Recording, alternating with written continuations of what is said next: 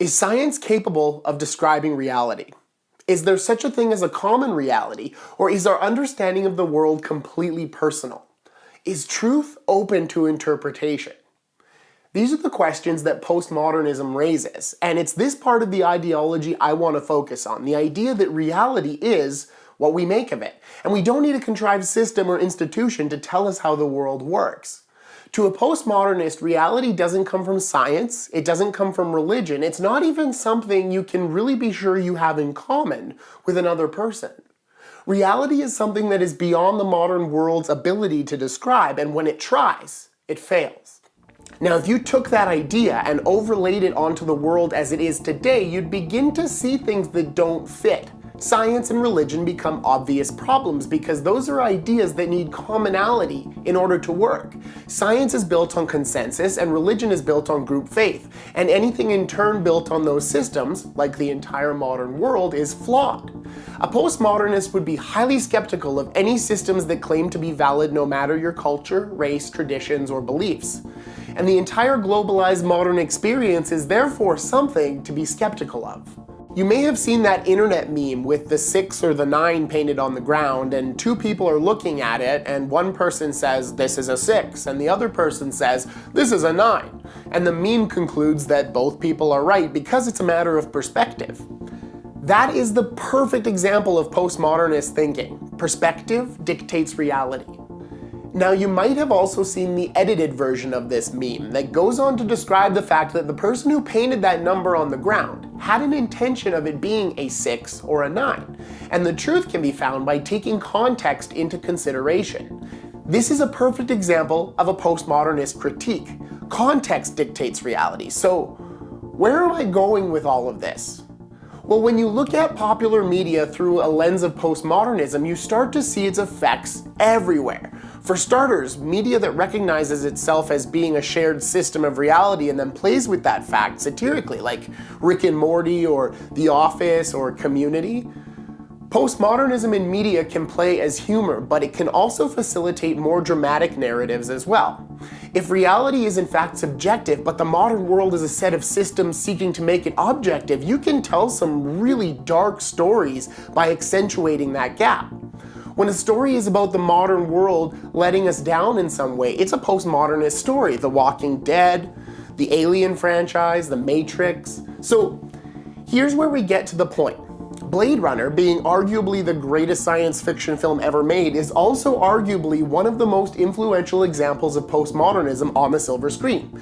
Because of this, I'm arguing that Blade Runner has done more to popularize postmodernism than any other movie. Blade Runner is a vision of a dystopian future. Our protagonist, Deckard, Harrison Ford, is forced by the police to continue his old job as a replicant hunter. His assignment? Eliminate 4 escaped genetically engineered replicants from space colonies who have returned to Earth. This movie was released in 1982, and for many people may have been their first exposure to the idea of genetic engineering. In this film, genetic engineering is used to create the replicants that Deckard must destroy. Genetic engineering is the basis for the root question of the film. What does it mean to be human? In the end, Deckard himself is a replicant, laboring under the false impression that he is a real person. In Blade Runner, genetic engineering robs the protagonist of his own humanity. It's a very powerful narrative, and it's one whose elements have found their way into many other popular stories. Think about it. How many times have you seen a movie or show or played a game where genetic engineering causes some unforeseen problem that the heroes have to deal with? How many of those same shows and movies are set against a dystopian backdrop where the modern world is crumbling all around the characters? Off the top of my head, the following titles probably drew some inspiration from Blade Runner.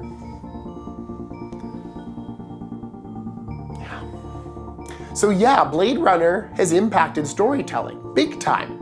And there is nothing wrong with that. I love a good dystopian story. Blade Runner has always been one of my favorite films. I find it cathartic. And this is the trick, catharsis. When a story is cathartic, it provides you with catharsis. Catharsis is the process of releasing and thereby providing relief from strong or repressed emotions. So you can watch a sappy movie and cry on behalf of the protagonist. You can watch a scary movie and scream on behalf of the protagonist. You can participate emotionally in the experience without actually putting yourself at risk. So when Mandy Moore dies in A Walk to Remember, you can feel sad without having to lose a loved one. And when Freddy Krueger slices up another victim, you can feel scared without having to get chased by an insane dream-haunting specter. There is no issue with consuming media for the catharsis it gives you until we start to forget we're watching fiction and not a recorded prophecy. There is a big difference in watching Blade Runner to release some anxieties you have about the future and watching Blade Runner to reinforce your anxieties about the future. I don't think I'm a postmodernist because when I watch Blade Runner, this is how my thought process goes. Wow, this is a good movie, and I like the cinematography. Thank goodness this is just a story, though. In 1982, this is what they thought the world would look like in 2019. I wish, flying cars. That would be dope. Now, if I was a postmodernist, I might watch Blade Runner and have this thought process. Oh man, this is totally how things are going. They really nailed this movie.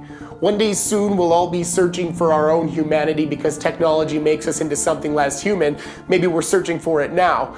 Genetic engineering, replicants, I bet you Monsanto will change its name to Tyrell Corporation any day now. We're doomed. See the difference? Postmodernism is a very cool vehicle for driving stories along, and for people who aren't postmodernists, dipping into the ideology for a cathartic release is great, but postmodernist stories viewed through a postmodernist lens are self-reinforcing. If reality is subjective, then anything you perceive can potentially inform your own reality.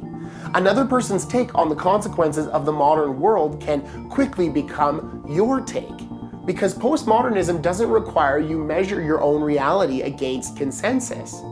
Is it a 6 or a 9?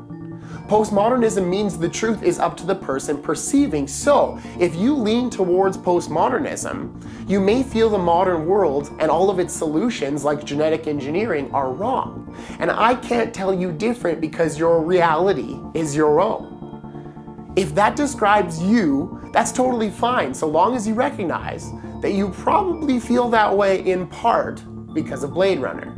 Thanks for watching.